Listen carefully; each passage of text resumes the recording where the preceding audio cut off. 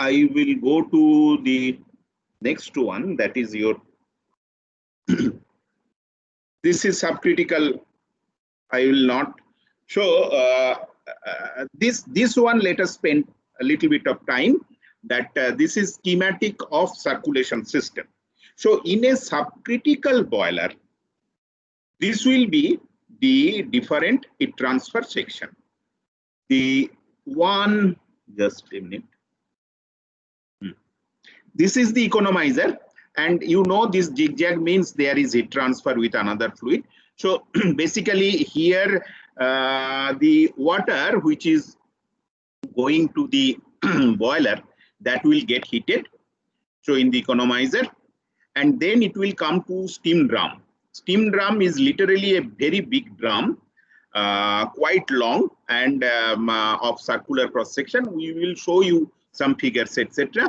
So in this steam drum, then lot of water is there. Okay. So not only lot of water. So in this steam drum, there will be lot of water and steam. Let's say up to this it is water, and above it is steam. So below is water space and above is your steam space. There are many other things which we will come to know afterwards. So there is a pump. If it is a forced circulation, big boiler, then there is a pump. So the pump is drawing the water, and this water is coming through a downcomer which is not in the heated zone of the boiler. So water temperature will not increase, but then it will go through the heated zone of the boiler through large number of riser tube. Number of downcomer is small in number. The number of riser is very large because here we want to transfer heat. And if we want to transfer heat, we should have more surface area. So how can we have more surface area? If we have got tubes of smaller diameter and large number of tubes, then surface area will increase. And this will cover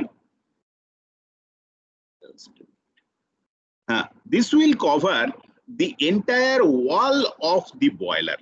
So this is called also water wall, as I have mentioned. This is called water wall. So inside the wall, these tubes are embedded. Later on, we will see figure. Do not worry now. Just have some basic idea, because now also we are in the cycle.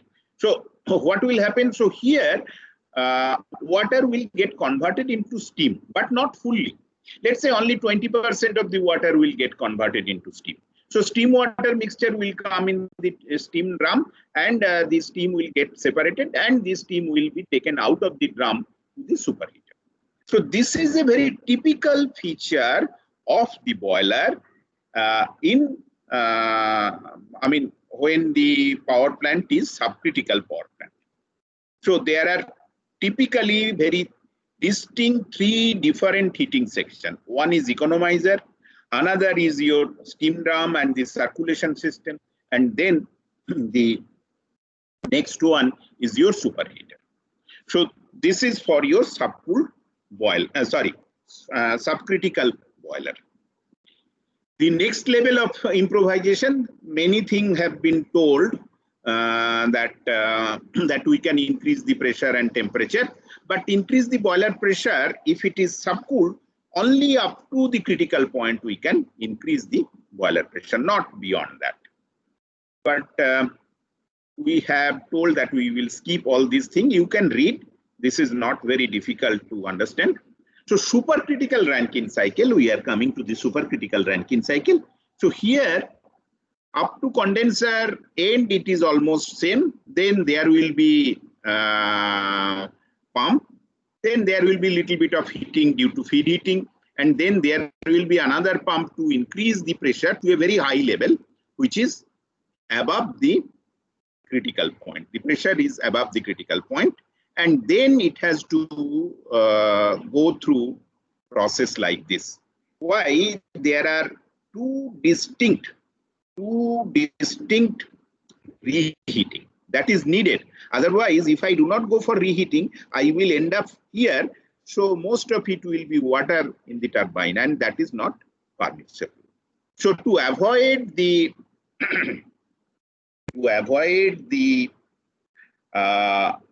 condensation or avoid the high moisture content at the end of the end stage of the turbine. So we have to go for reheating definitely, and not one reheating.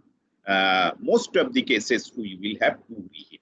More than two reheat, again, it is not done. So why this cycle is better compared to your subcritical cycle? Can anybody tell why it is better? The higher temperature? Yeah, it is going to higher temperature. But higher temperature does not come without any penalty. Some values I have given somewhere. The boiler pressure is higher than the critical pressure, that is 22.064 MPa. That means the boiler pressure we will show you later on, almost 25 megapascal of boiler pressure we keep. So that is a very high pressure. We can achieve high temperature, very high temperature with this higher pressure.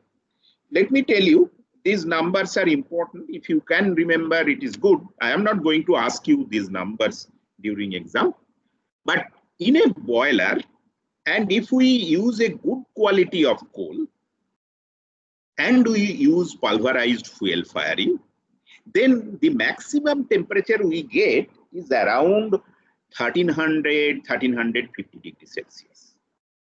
Whereas in the subcritical thermal power plant with your good degree of superheat, etc., whatever temperature we go is 550. 550 is quite high temperature for subcritical boiler. So you can understand that what is the maximum temperature available by combustion and what is the temperature we are going for subcritical steam power generation. So there is a large difference. So obviously we can increase the temperature, and here this is how we are increasing the temperature.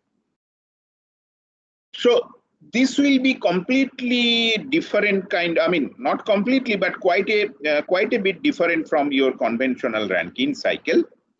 But with the available resources, it is possible. The main challenge comes, again, I will stress this point, main challenge comes from the material point of view. Okay.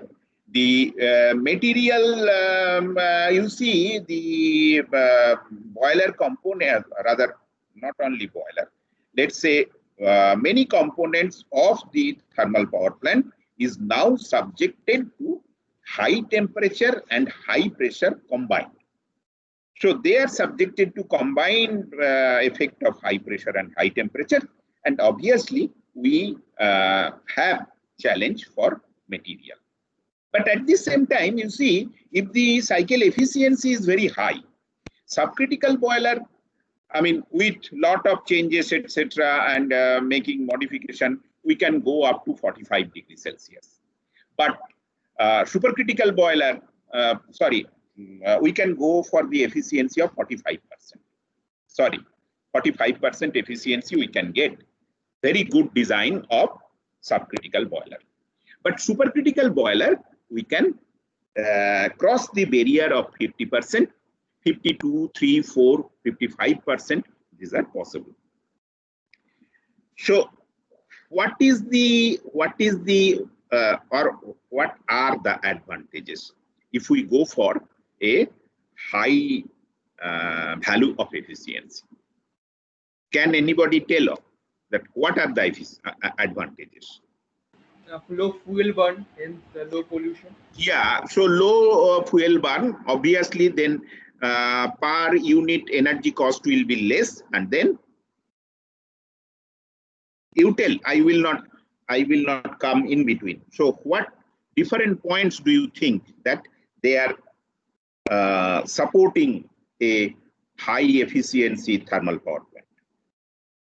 Pollution. Yeah. Anything else?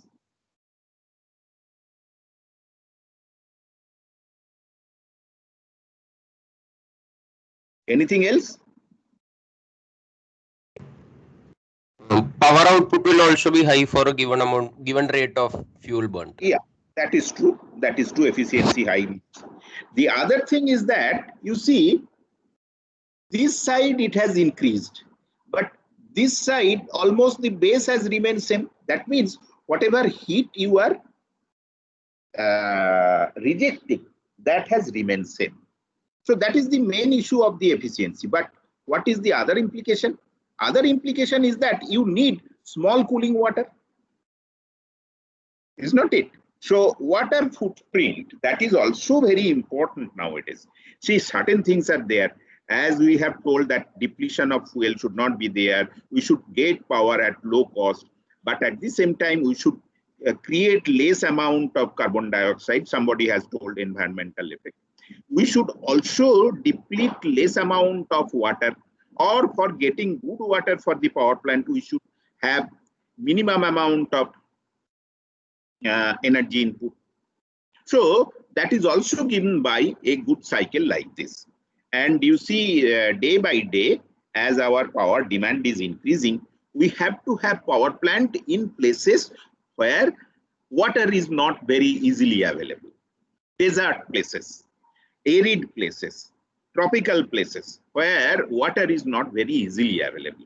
So obviously a cycle which will give you same or more power output with less amount of water usage, so that will be better.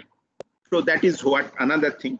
And then you see in a power plant there is many auxiliary power requirements.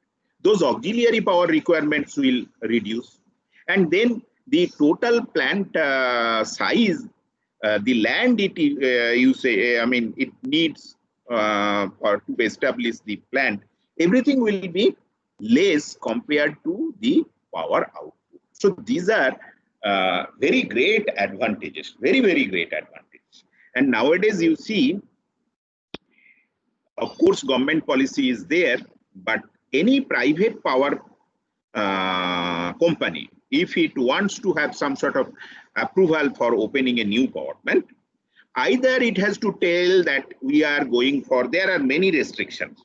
Either they have to tell that we are going for supercritical power plant, or we are going for combined cycle power plant, which we will discuss later on. And mandatorily, along with this power generation from fossil fuel, they have to generate some amount of power. Those things are given in the regulation by using renewable sources, non-conventional sources. So all these big players in the power plant, CESC, means these are private players, Reliance, etc. You see, they are generating some power either by windmill or by a lot of solar systems, etc. So that is also there. So now it has become some sort of a complete picture that we cannot talk of only your coal-based power plant. Okay, let us proceed. So here you can spend some time and you can see how does your a supercritical thermal power plant looks. It is a schematic diagram. All of you. And then I will ask what is the difference. Please try to find out what is the difference.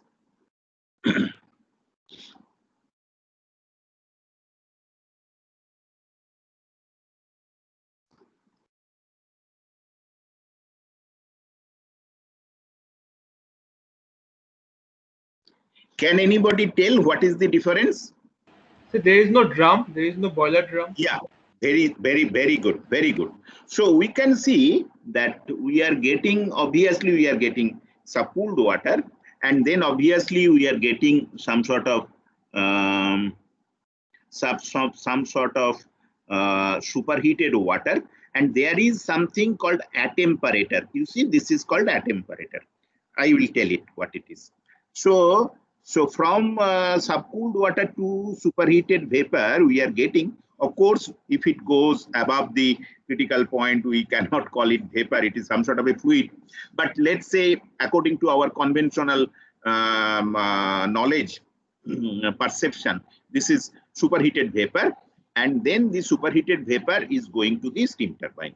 There is no separate section for economizer, evaporator, and superheater. And there is no circulation. So this is sometimes, earlier days also this kind of boiler design were there. So people used to call them once through boiler. That means the fluid goes through the boiler once only. Continuously its enthalpy gets changed. There is no circulation. It is called once through boiler. Actual practice, it is not like this, because the boiler has to be started, or at part load it has to be worked. So if needed, it can also work in circulation mode. Those kind of provisions are there, but mainly it will be once through. Liquid will enter and some sort of a fluid which is vapor, of course, which is close to vapor or which is more similar to vapor will come out. Now, what is the attemperature? Attemperature will come out, I mean, will come across later on also. You see, from the boiler, we are getting steam at a pressure and at some temperature which is higher than the saturation pressure. But depending on my requirement, I have some sort of a better control of the temperature. So, attemperature actually finally controls the temperature of the steam which goes to the steam turbine. In subcritical boiler and also in supercritical boiler, this is a section. How do we control the temperature? Generally, we control the temperature by injecting some water. Okay, so that's why it has got also another name, particularly in case of subcritical boiler, it is called desuperheater. So attemperator or desuperheater, they are the same thing, but the name attemperator is preferred in case of supercritical thermal power plant. There are no other changes, no other major changes visible here, but there are some changes which, if time permits and occasion occurs, I will tell you. But this is the main difference between your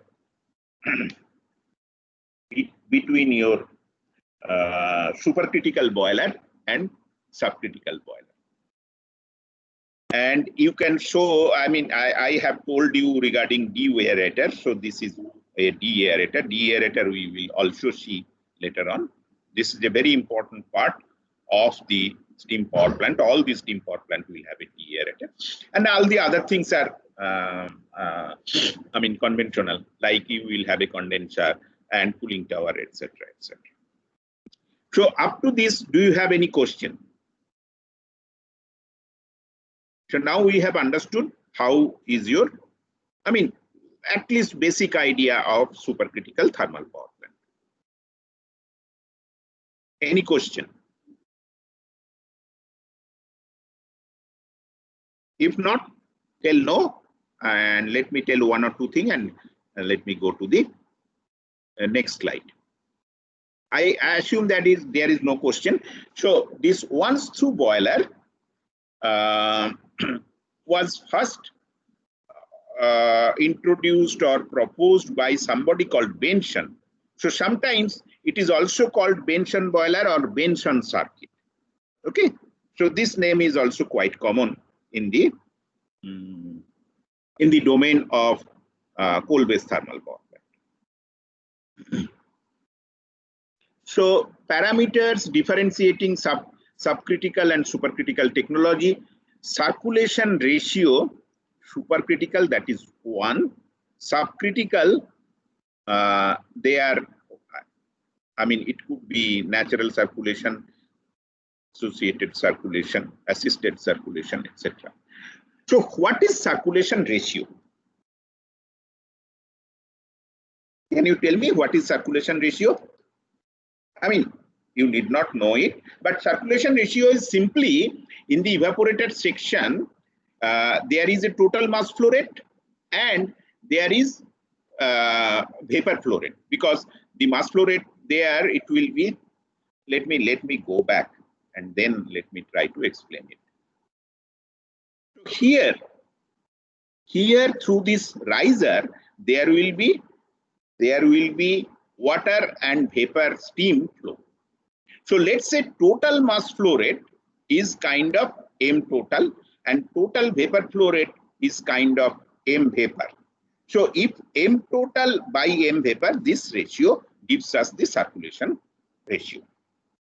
Vapor mass flow rate divided by the total mass flow rate. This is your circulation ratio. So actually here values are low, generally circulation ratio is more. So in case of supercritical, there is no circulation, so it is 1. What is the liquid flow rate at the inlet? The same amount of vapor flow rate is there. Once through, if it is subcritical, once through, that would be 1. And if it is forced circulation or assisted circulation, 3 to 4, natural circulation 7 to 8. These values somebody has given, I have picked up, but generally these values are higher. So even more than 10 circulation ratio is not unheard of or not uncommon. Okay. So actually, when there is high mass flow rate, particularly for new boilers, there are very high mass flow rate, circulation ratio is also high. Feed water control. So water to fuel ratio is 7:1. Okay. So something is given here. These are not very important. So actually, apart from the first one, second one, etc., let us not bother, because it needs certain explanation which I will not be able to give now. 3-element control, etc., I will teach, but later on. Latent heat addition, nil heat addition, latent heat addition, more latent heat addition is preferred. Specific enthalpy, that will be low, and here it will be more. Then specific coal consumption, approximately 4% less than subcritical. So this is where we can get some sort of a good difference. Airflow and dry flue gas loss, that will be less, because less amount of air is needed. So that's why it will be less. Coal and ash handling, it will be low. In the other case, it will be high. Pollution, it will be low. In the other case, it will be high. So these things we have discussed more or less. Auxiliary power consumption, that is 6% of the total power, and here it is 7 to 8%. Overall efficiency 40 to 42%. This is basic supercritical power plant, but we have moved much ahead of it. I have told that 40 to 42, sometimes even subcritical we can get, but in supercritical we get 50, more than 50%. We will see. Total heating surface required is much less compared to the heating surface required in subcool.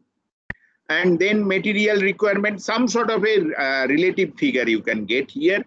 Then startup time is less. Here startup time is more, because the circulation takes more time. Actually, in case of subcooled subcritical boiler, the startup time could be more than 1 day. When it is totally cold, and then you are starting, it could be 1.5 day, 2 day, like that. Total startup time. Blowdown loss. Do you know anybody? Do you know what is blowdown loss? No. So blowdown loss, time to time from the boiler, we have to purge certain amount of water, because there is high solid concentration. I will explain it later on also, but that is not required in case of supercritical boiler. In case of subcritical boiler, it is required. Water consumption less and cost of generation less. All good things are there, but nothing has been told regarding the cost. Initial cost of supercritical boiler, supercritical power plant is obviously very high. I will leave these things because these are all information you can read it. But this is important. This column is important.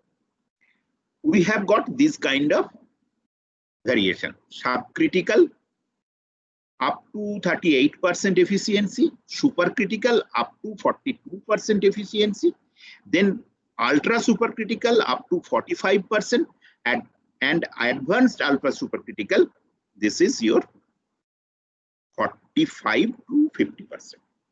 Now let me tell you, and temperature, steam temperature can go up to 700 degrees Celsius.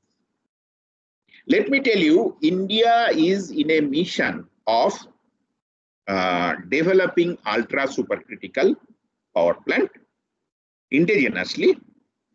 Lot of bodies are involved, even some of the academic institutions are involved. More than the thermohydraulics part, the challenge comes from material.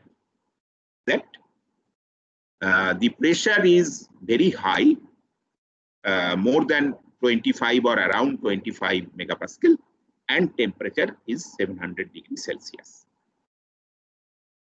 So, and there are rotating elements, etc. So this is a challenge, and India is developing this thing indigenously. And can you tell me that if this kind of a research is there, which industry can lead this research? Metallurgical. That is true, but you see, metallurgical material is very important, very important.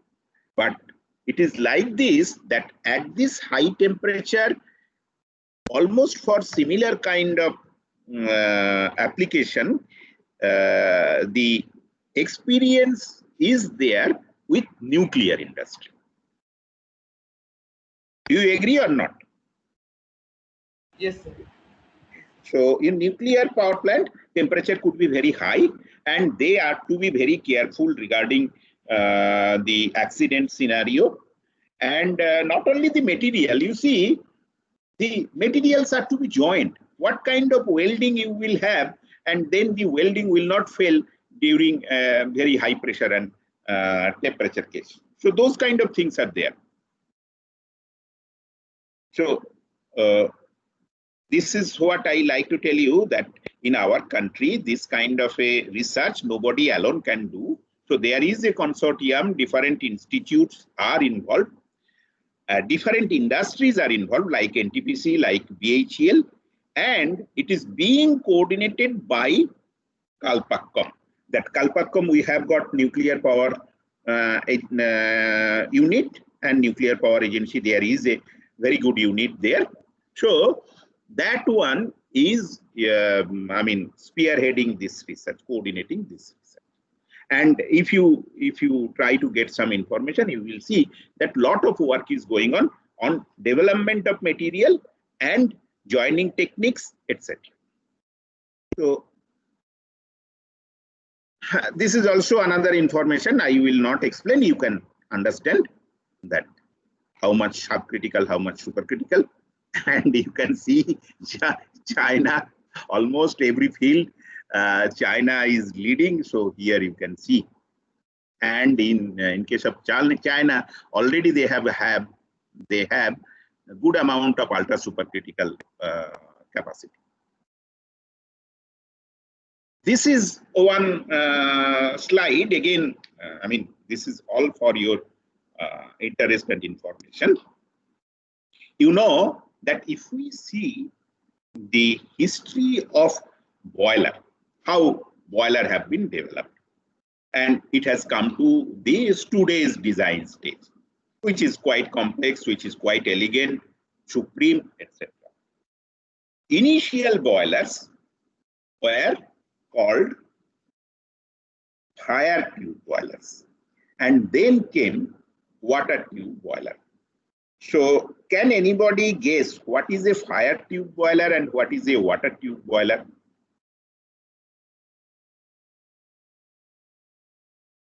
Can you repeat the question again? So Sir, initially, I'll repeat, but let me tell the background. Initially, the boilers which were developed, they used to be, people used to call them fire tube boiler. And then came the water tube boiler. Until today, in our subcritical power station, we are using water tube boiler. So, can you guess what is a fire tube boiler and what is a water tube boiler?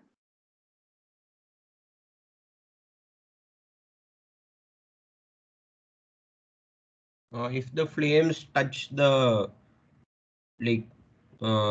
tubes through which water is going, then fire tube boiler. If it is passed through like convective air, heat transfer. थोड़ा सा गलत हुआ.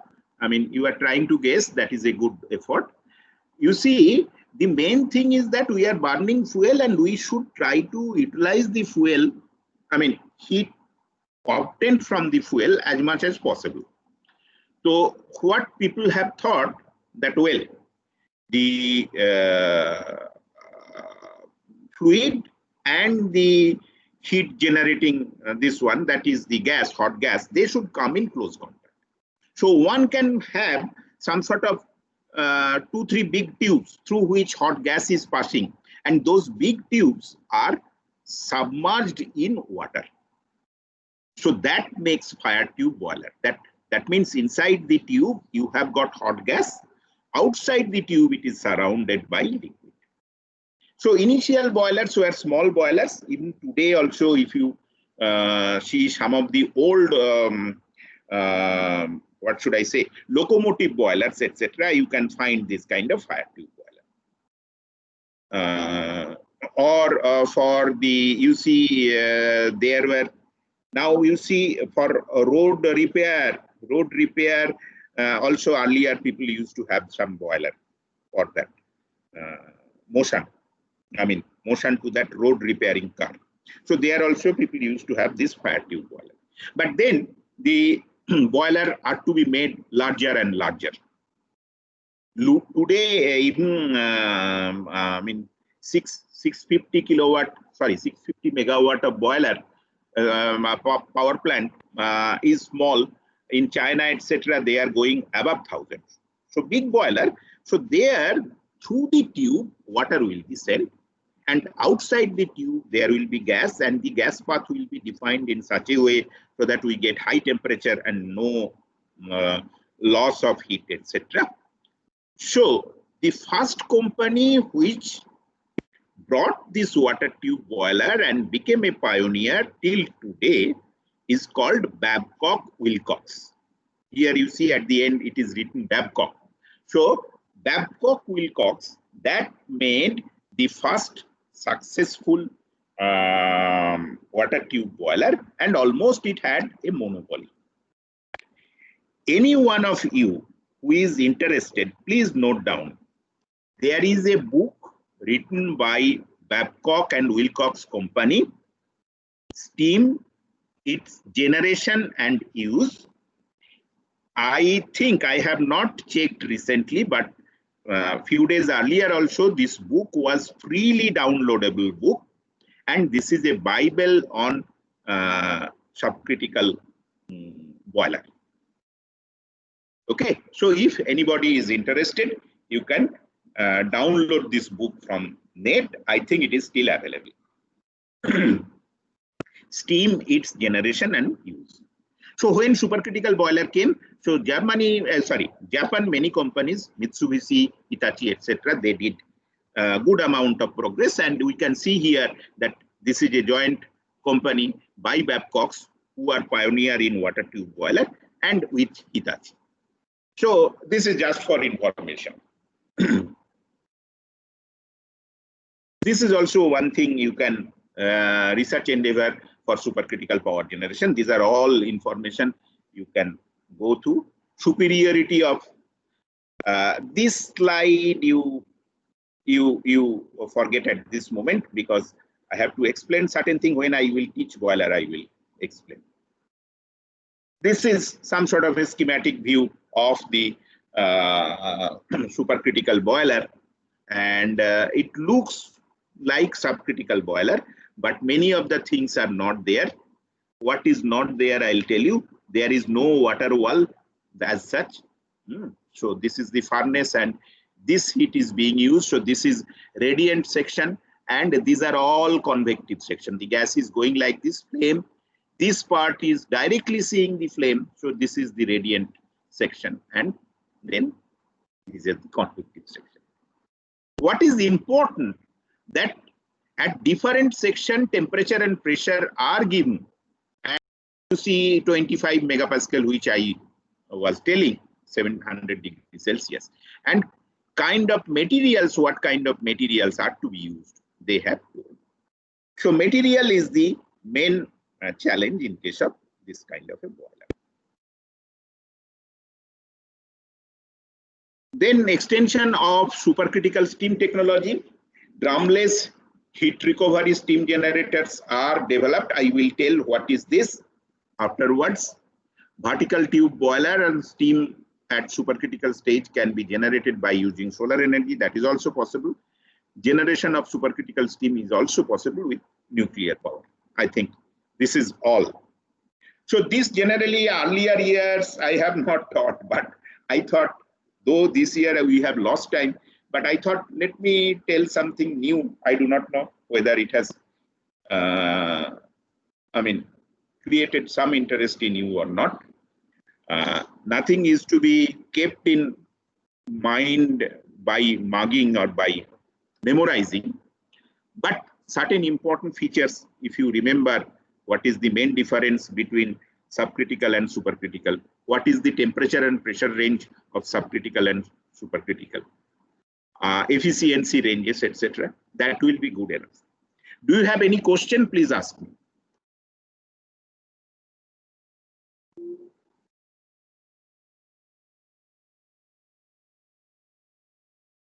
Any question? No, sure. Okay, let me tell you one small challenge for thermofluids engineers. The properties of a liquid is well known, properties of vapor is well known. But when it is in the fuzzy zone of liquid vapor, that means very close to the critical point, critical pressure and temperature, there the properties we do not know. See, for for subcritical boiler, design of subcritical boiler has become very standard. We know all heat transfer coefficient correlations, etc. Boiling is taking place. We know the laws which can be applied there with some sort of factor of safety. But in case of supercritical, particularly near the critical point, things are not known. Physics is not known. But people have made experiments. People give good amount of factor of safety, and the design rules are more or less available. Probably thermal engineers can contribute over there, knowing the physics better and making the design more optimal. So that is one point, but that is a very huge challenge. People even do not understand, even physicists also do not understand fully that what happens when the transition from subcritical to supercritical takes place. Okay. So quickly, let me see if I can.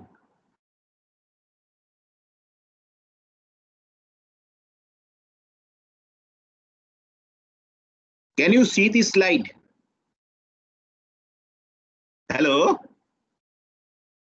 Yes, Hello? sir. Yes, sir. Yes, sir. You can definitely see the slide. So now, what we can do with one cycle that we have put. But there are limitations. Obviously, everything has got its limitation. So here I like to tell you limitation of a standalone single power plant or power plant with a single cycle cannot cover the entire range of available temperature difference between source and sink. So this is what I have told, that suppose we have considered that steam will be my working substance, and then I have told that the temperature could be as high as 1200 degrees Celsius, 1350 degrees Celsius due to combustion of good coal in pulverized condition. So if I take steam, it is very difficult to cover this entire range. And if I take gas, that we will not have steam cycle, but let us have a gas cycle. Then the gas cycle we can have it with a gas turbine, but the lowest temperature will be much higher compared to the atmospheric temperature, which could be our convenient heat sink. So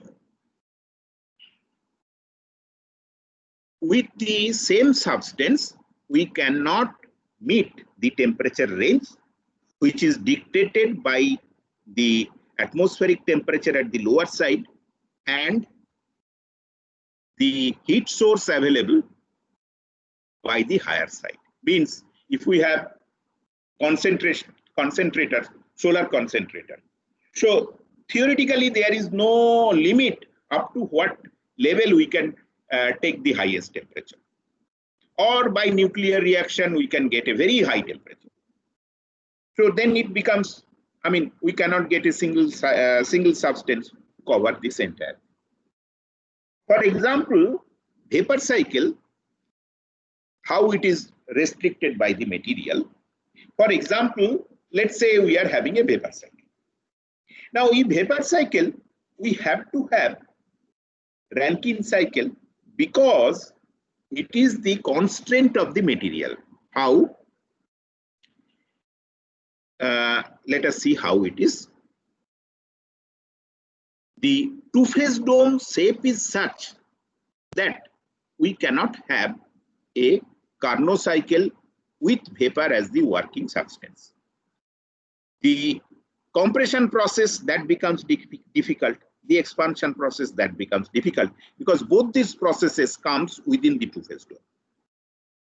Okay, but heating and cooling, these two are very good if we take vapor as the substance. So you see, if we select a substance that does not have all the optimal characteristics and efficiency of a single cycle is small.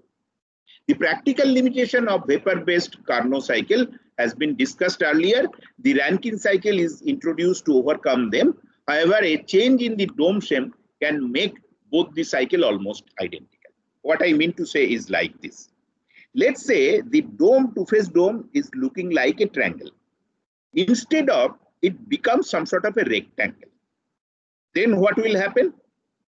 Then I will go, if it is a rectangle like this, if it is a rectangle like this, then I will go up to this, and then this path I just have to use very small amount of thermal energy to bring from this temperature to this temperature. Similarly here, if it is rectangle, then I can expand and without much difficulty, without any superheating, I can expand, and if it, as it is rectangle, at the end of the expansion, my moisture content will be very less. Is this point clear? I think I have to stop, but with this point itself I will stop. That dome shape is triangular, that's why I cannot have a Carnot cycle. If the dome could have been rectangular, then easily I could have got a Carnot cycle. Do you agree with me or not? Yes, sir. So you see, then it is the material constraint. Material here is the steam or the water. So that is the constraint. And again, it is the constraint that it has got a low degree of critical point. I mean, critical temperature. If it could have been higher, then with the same coal burning, we could have got for higher and higher cycle efficiency because higher maximum temperature. So I will take up this point in our next class. So due to material, we have got limitation to get power output from a cycle. So this is the initial thing I like to tell you, and I will take it up in my next class. So thank you, and if you have got any question, etc., next class you can ask. Okay.